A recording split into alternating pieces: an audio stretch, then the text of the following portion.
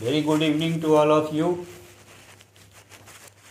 आज मुझे खुशी है इस बात की कि सब्सक्राइबर्स के नंबर में सब्सटेंशियल वृद्धि हुई है और ये एक इंडिकेटर है कि आप लोग वीडियोस को पसंद कर रहे हैं, तो that should be kept on. और आज विशेष बात नहीं करते हुए मूल पॉइंट पर मैं आ रहा हूँ। अभी तक जो हमारी चर्चा चल रही थी वो चल रही है वर्ब के संबंध में, और आप लोगों को बताया जा चुका है पहले कि वर्ब के दो काइंड्स होते हैं, मेन वर्ब और ऑक्सिलियरी वर्ब। इसमें से मेन वर्ब के बारे में आप लोगों को बताया जा चुका है, उसके कंक्लूडिंग पार्ट अब चल रहा है। अधिकांश बातें मेन वर्ब के बारे में बताई जा चुकी हैं कि उनका क्लासिफिकेशन दो तरह से होता है, एक के आधार पर ट्रांजिटिव वर्ब और इनट्रांजिटिव वर्ब होता है, और दूसरा जो क्लासिफिकेशन का आधार है उसके आधार पर फाइनाइट वर्ब और नॉन फाइनाइट वर्ब होता है। फाइनाइट किसको कहते हैं, नॉन फाइनाइट किसको कहते हैं, all these things have already been discussed, so it will not be proper to go back again and discuss all those things. Now हम डिस्कशन को आगे बढ़ाते हैं, और इसमें आप लोगों को बताया जा चुका है नॉन फाइनाइट फैमिली में 3 मेंबर्स हैं। फर्स्ट है इन्फिनिटिव। इन्फिनिटिव के बारे में आप लोगों को बताया जा चुका है डिटेल में। इन्फिनिटिव 2 तरह का होता है, बेयर इन्फिनिटिव और फुल इन्फिनिटिव। उसके बाद दूसरा उसका वेराइटी है पार्टिसिपल, और पार्टिसिपल के फिर 3 काइंड्स हैं, प्रेजेंट पार्टिसिपल, पास्ट पार्टिसिपल और परफेक्ट पार्टिसिपल। और एक जो नॉन फाइनाइट फैमिली का अगला मेंबर है वो है जेरंट। तो अभी तक फाइनाइट की वर्ब चर्चा हो चुकी है, उसमें बेयर इन्फिनिटिव और फुल इन्फिनिटिव की चर्चा हो चुकी है। पार्टिसिपल में प्रेजेंट पार्टिसिपल की चर्चा समाप्त हो चुकी है। आज हमें चर्चा की शुरुआत जो करनी है वो है past participle.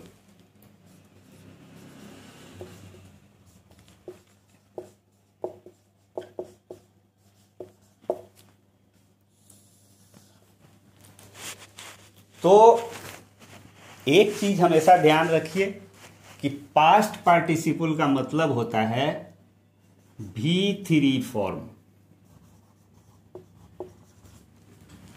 V3 form of verbal word. V3 form क्या होता है? आप जानते हैं कि वर्ब का 5 फॉर्म होता है। तो जैसे हम कहें कि राइट एक वर्ब है, इसका फॉर्म क्या होगा? रोट, रिटेन,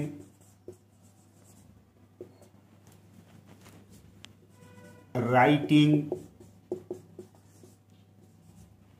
और राइट्स। ये 5 फॉर्म है। तो हमने कहा कि पास्ट पार्टिसिपल का मतलब इस वर्ब का तीसरा form, this is the V3 form. या तो वो en से समाप्त होने वाला होगा या ed से समाप्त होने वाला वर्ब फॉर्म जो होगा वो तीसरा फॉर्म कहलाता है। तो पास्ट पार्टिसिपल की जैसे हम बात करेंगे, हमारे दिमाग में एक बात आनी चाहिए कि we are talking of the third form of the verbal word. Verbal word के हम तीसरे रूप की बात कर रहे हैं, और वो तीसरा रूप कैसा? तो इसके लिए आप फर्स्ट पॉइंट लिखिए कि when the V3 form of a verbal word is used either as a verb or as an adjective. Such V3 form is called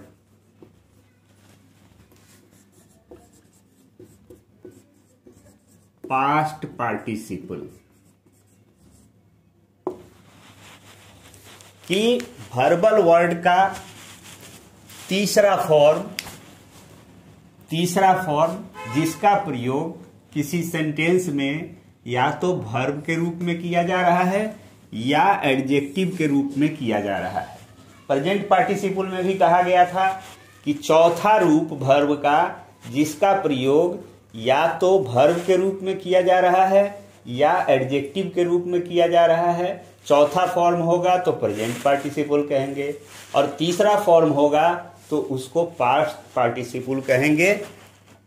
और उसका यदि प्रयोग वर्ब के रूप में किया गया हो या एडजेक्टिव के रूप में किया गया हो, तो इससे एक बात स्पष्ट होती है जो नेक्स्ट पॉइंट में बताने जा रहा हूं कि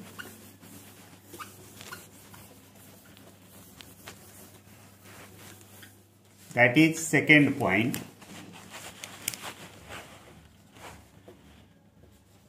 A past participle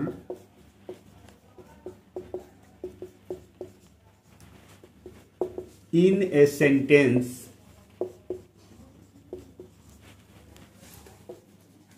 can be used either as a verb or an adjective। V3 form का प्रयोग वर्ब के रूप में भी किया जा सकता है और एडजेक्टिव के रूप में भी किया जा सकता है। वो वर्ब के रूप में चाहे प्रयुक्त हो रहा हो चाहे एडजेक्टिव के रूप में प्रयुक्त हो रहा हो, अगर वो V3 फॉर्म है तो उसको हम पास्ट पार्टिसिपल कहेंगे। जैसे एक एग्जाम्पल ले लीजिए, I have written a letter, और एक दूसरा एग्जाम्पल ले लीजिए, I have a written letter. देखिए इंटरेस्टिंग है ये, दोनों वाक्य में 1 2 3 4 5 1 2 3 4 5 5 शब्दों का प्रयोग किया गया है। और interestingly same words has been used, same words are used here. I have written a letter, यही वर्ड्स सेकेंड वाक्य में भी हैं, but their sequence is changed. क्या हो गया है, यहां पर आई हैव रिटेन के बाद ए और लेटर आया है, यहां पर ए आर्टिकल जो है वो रिटेन के पहले आ गया और फिर रिटेन ए की प्लेस पर आया और लेटर अपने प्लेस पर है। एनीवे, मेरा ये कहना है कि इस दोनों सेंटेंस में रिटेन जो है वो V3 फॉर्म होने के कारण पास्ट पार्टिसिपल होगा, लेकिन इस दोनों सेंटेंस में जो पास्ट पार्टिसिपल है वो दो तरह का काम कर रहा है। पहले सेंटेंस में पास्ट पार्टिसिपल अर्थात V3 फॉर्म एक वर्ब के रूप में आया हुआ है, और दूसरे वाक्य में जो V3 फॉर्म है रिटेन, ये एक एडजेक्टिव के रूप में आया है। कैसे एडजेक्टिव के रूप में आया है? एडजेक्टिव का वीडियो जब आप देखेंगे तो आपको पता चलेगा, आपको मालूम है कि एडजेक्टिव एक क्वालिफाइंग वर्ड होता है जो किसी नाउन या प्रोनाउन को क्वालिफाई करता है। तो यहां पर एक लेटर जो है ये नाउन है। कैसा लेटर? लिखित लेटर, लिखा हुआ, रिटन लेटर। मतलब ये इस लेटर की क्वालिटी हुई। मतलब यहां पर रिटन शब्द जो आया है वो एडजेक्टिव के रूप में आया है। यहां पर I have written a letter, मैंने, दोनों के सेंटेंस के अर्थ में अंतर है। I have written a letter, इसका मतलब हुआ मैंने एक पत्र लिखा है। और I have a written letter, इसका मतलब हुआ कि मुझे एक लिखित पत्र मिला है। तो लिखित पत्र, यहां पर जो रिटन है वो एडजेक्टिव है, यहां पर जो रिटन है वो वर्ब है। तो एनीवे, वो एडजेक्टिव हो या वर्ब हो, अगर सेंटेंस में V3 फॉर्म का प्रयोग एडजेक्टिव या वर्ब के रूप में किया गया है तो उसका एक ही नाम होगा और वो नाम होगा past participle. I think it should be clear to all of you. Now, the third point is कि इसका नाम पास्ट पार्टिसिपल क्यों रखा गया है? Why has it been named as past participle? तो जैसे ये थर्ड पॉइंट, आपको प्रेजेंट पार्टिसिपल का नामकरण के बारे में बताया गया था कि क्यों उसका नाम प्रेजेंट पार्टिसिपल रखा गया है। उसमें कहा गया था कि ये लाइव एक्शन की बात करता है, इनकम्प्लीट एक्शन की बात करता है, कंटिन्यूड एक्शन की बात करता है। तो पास्ट पार्टिसिपल प्रेजेंट का जस्ट उल्टा होता है पास्ट। मतलब क्या हुआ कि ये बीते हुए एक्शन की बात करता है। वो कंटिन्यूड एक्शन की बात कर रहा था, ये कंप्लीट एक्शन की बात करता है, ये पास्ट एक्शन की बात करता है। जैसे पहले नोट कर लीजिए आप थर्ड पॉइंट के रूप में कि it is called past participle. V3 form को पास्ट पार्टिसिपल क्यों कहा जाता है? बिकॉज इट ऑलवेज suggests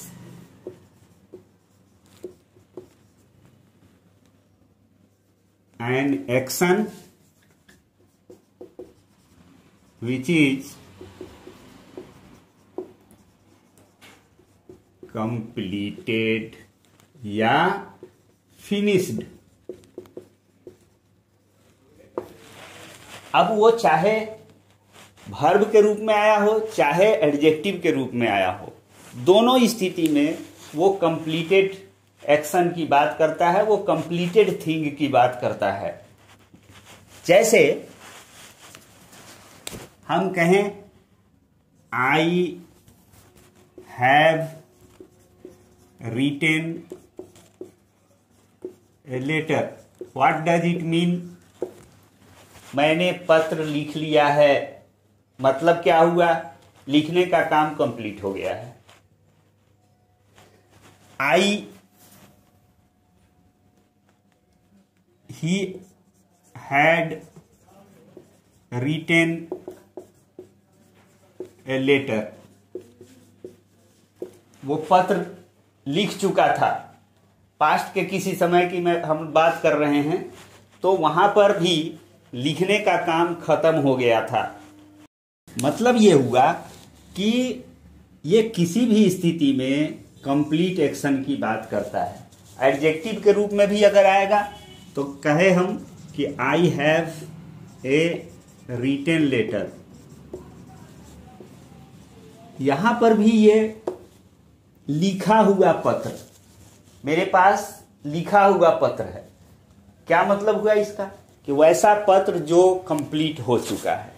तो ये एडजेक्टिव के रूप में आवे या वर्ब के रूप में आवे, in every case it indicates an action which has been completed, an action which is of the past, an action which is finished. Therefore इसका नाम रखा गया है पास्ट पार्टिसिपल। नाउ इसका यूज क्या है, तो ये चौथी बात होगी जिसको बहुत ध्यान से देखना है कि जहां आपको बिना पास्ट पार्टिसिपल के आपके कदम आगे नहीं बढ़ेंगे, बिना पास्ट पार्टिसिपल के आए हुए आप ये काम नहीं कर सकते हैं, वो कौन सा काम है। तो सबसे पहला इसका जो the most essential use of past participle यानी V3 is to write a sentence in perfect tense। बहुत ध्यान से देखिए क्योंकि टेंस में फिर इसकी जरूरत पड़ेगी जब टेंस का वीडियो चलेगा, जब टेंस की बातें बताई जाएंगी तब, कि इसका सबसे एसेंशियल यूज जो इसके बिना नहीं हो सकता है। आप किसी भी परफेक्ट टेंस में, whether it is in present perfect tense और पास्ट परफेक्ट टेंस या future perfect tense, perfect tense में अगर कोई वाक्य आपको लिखना है तो there must be the presence of past participle form यानी V3 form of the verbal word. Without that you cannot think of writing any sentence in any perfect tense। इसको आप गांठ बांध लीजिए, दिमाग में बैठा दीजिए। जैसे he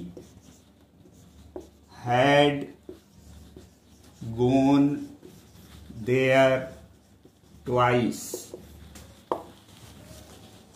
ये सेंटेंस है। यहां पर ये पास्ट परफेक्ट का टेंस है, ये सॉरी हाँ पास्ट परफेक्ट टेंस का वाक्य है। तो यहां क्या हुआ है, ये V3 फॉर्म है। सी विल हैव डन दिस, क्या है, ये फ्यूचर परफेक्ट टेंस का वाक्य है, यहां पर V3 का प्रयोग किया गया है। Present perfect I have done this, मैंने ये काम किया है। डन ये प्रेजेंट परफेक्ट का है, प्रेजेंट परफेक्ट है। ये फ्यूचर परफेक्ट है, ये पास्ट परफेक्ट है। तो परफेक्ट यही 3 टेंस होंगे और कोई भी परफेक्ट टेंस में आपको किसी वाक्य को लिखना है तो you will require the presence of past participle form that is V3 form, without which it is just not possible to write any sentence in any perfect tense. तो पहला ये सबसे महत्वपूर्ण और अनिवार्य प्रयोग पास्ट पार्टिसिपल फॉर्म का है। नाउ पांचवी बात जो इसी से रिलेटेड है,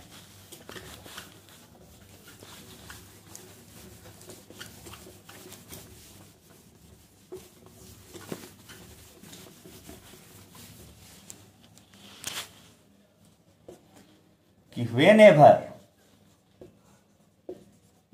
the V3 फॉर्म यानी past participle form is used to write a perfect tense। ठीक है, परफेक्ट टेंस के लिए अगर V3 फॉर्म का प्रयोग आप कर रहे हैं तो उसके साथ एक काम और आपको अनिवार्य रूप से करना होगा, वरना आपका सेंटेंस गलत हो जाएगा। वो क्या होगा कि there must be the use of an auxiliary verb, या इसको हेल्पिंग वर्ब भी कहा जाता है, helping verb from to have family, to have family. मतलब अगर आप परफेक्ट टेंस की रचना के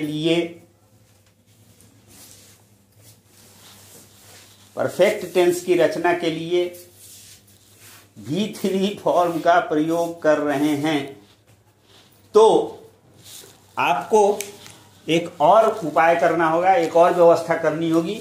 वो व्यवस्था क्या होगी कि टू हैव फैमिली से आपको कोई ऑक्सिलियरी वर्ब या हेल्पिंग वर्ब लेना पड़ेगा।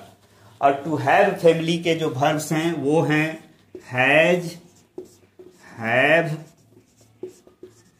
हैड। इस तीनों में से किसी एक को आपको लेके चलना पड़ेगा एज एन ऑक्सिलियरी वर्ब या हेल्पिंग वर्ब। जैसे you have not done this, ये सेंटेंस है, ये प्रेजेंट परफेक्ट टेंस का सेंटेंस है। इसमें प्रेजेंट परफेक्ट टेंस का सेंटेंस होने के कारण ये V3 फॉर्म यानी पास्ट पार्टिसिपल फॉर्म का प्रयोग किया गया है। तो इसके साथ एक और व्यवस्था की गई है कि ये टू हैव फैमिली से हैव को बुलाया गया है। She has not done this, has को लिया जाता। अगर पास्ट में ये वाक्य होता तो you had not done this. मतलब कहने का ये कि कोई ना कोई इस फैमिली का, टू हैव फैमिली का कोई ना कोई मेंबर निश्चित रूप से होना चाहिए जब आप पास्ट पार्टिसिपल फॉर्म का प्रयोग कर रहे हैं। किस पर्पस के लिए? किसी परफेक्ट टेंस को लिखने के लिए, जो कि बिना पास्ट पार्टिसिपल फॉर्म के संभव नहीं है। नाउ 6th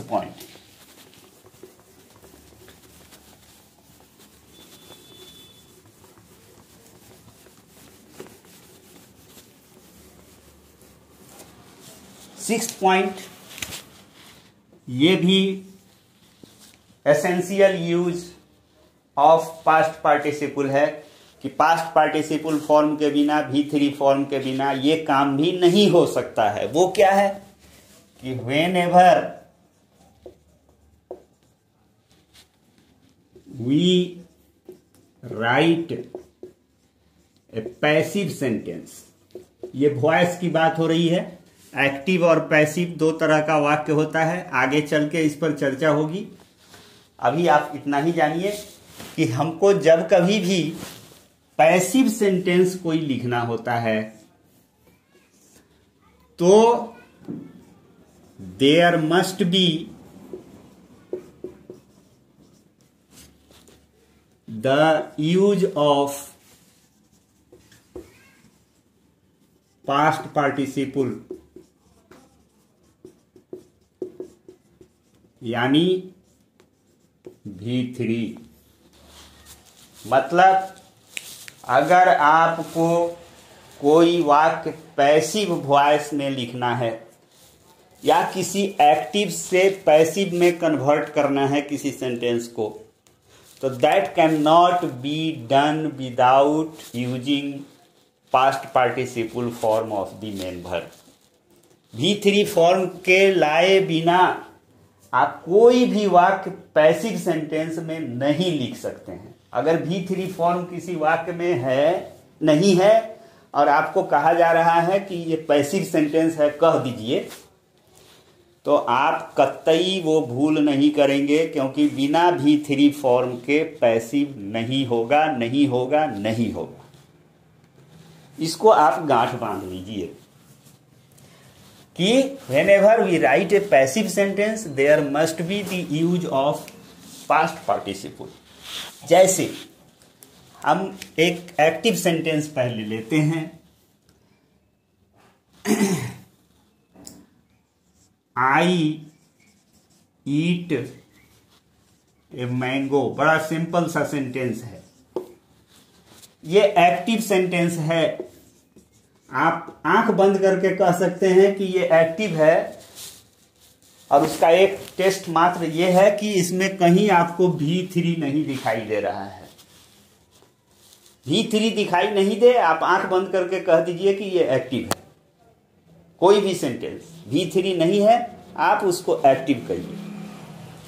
V3 है तो आपको थोड़ा सोचना पड़ेगा कि एक्टिव है कि पैसिव है, लेकिन V3 नहीं है तो सीधा कह दीजिए कि ये पैसिव तो हो नहीं सकता है। चलिए, मतलब ये वाक्य पैसिव नहीं है, ये वाक्य एक्टिव है, और आपको कहा जा रहा है कि convert it into its passive form. तो क्या कीजिएगा, इसका पैसिव फॉर्म होगा a mango is eaten by me. ये पैसिव हो गया। ये कैसे कन्वर्जन हुआ, फिर एक्टिव पैसिव वाला जो वीडियो आएगा उसमें ये सारी बातें डिटेल में बताई जाएंगी। बट फॉर दिस पर्पस, यहाँ जो चर्चा हो रही है इस पर्पस के लिए ये पैसिव है। और जो मैंने अभी बताया कि आपको इसमें हर्ज भी नहीं होना चाहिए कि इसको पैसिव मान लेने में, जो एकमात्र चीज आपको देखना था वो देखना था कि इसमें perfect participle past participle form आया है कि नहीं आया है। आप देख रहे हैं कि यहाँ V3 महाराज विराजमान हैं, तो आप एटलीस्ट मेरे कहने से इस समय मान जाइए कि ये पैसिव वाक्य ही है। कैसे हुआ कन्वर्जन, ये बात की बातें होंगी। तो ये V3 हर हाल में आएगा अगर कोई पैसिव सेंटेंस आपको लिखना है तो। अब यहां सातवीं बात,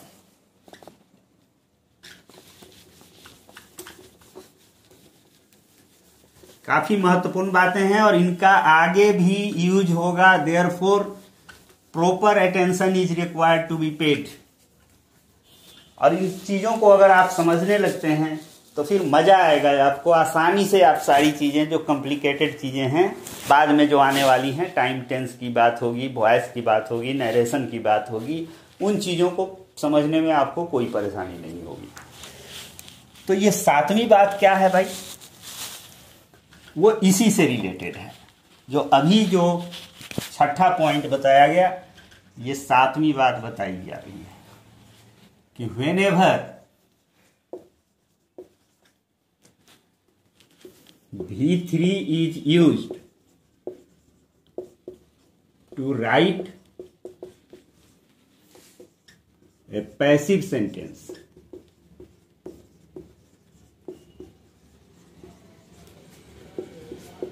it must be निश्चित रूप से it must be preceded, मतलब इसके पहले आना चाहिए कौन चीज, by an auxiliary verb from to be family.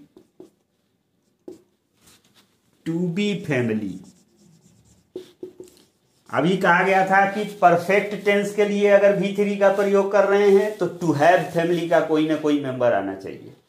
अब अगर आप पैसिव वाक्य लिखने के लिए इसका प्रयोग कर रहे हैं पास्ट पार्टिसिपल का यानी V3 का, तो टू बी फैमिली का कोई ना कोई मेंबर आना चाहिए।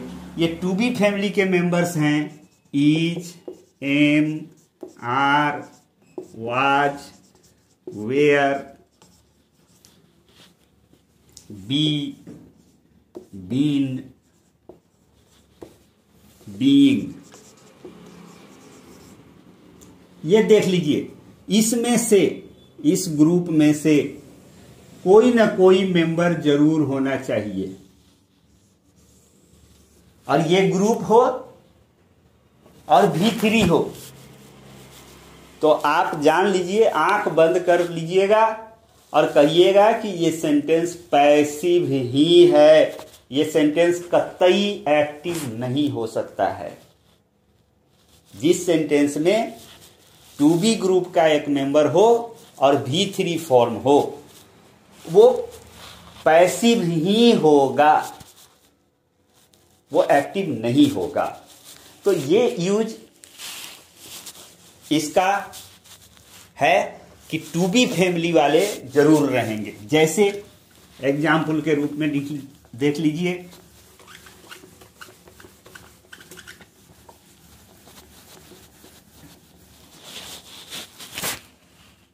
I have